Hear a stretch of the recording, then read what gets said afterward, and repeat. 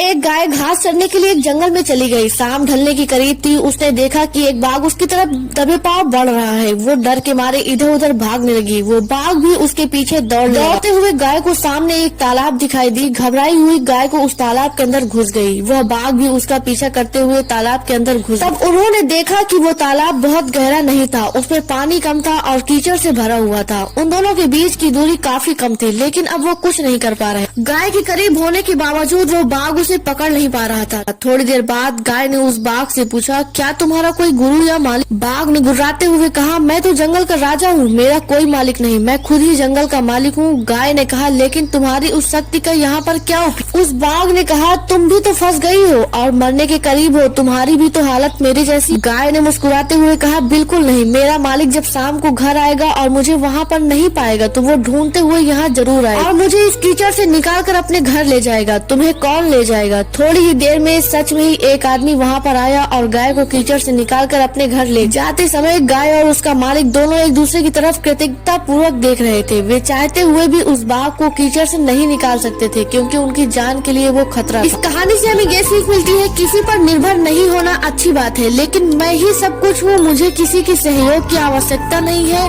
ये अहंकार नहीं करना चाहिए। वीडियो अच्छी लगी हो तो like and subscribe. Thank you for watching my video.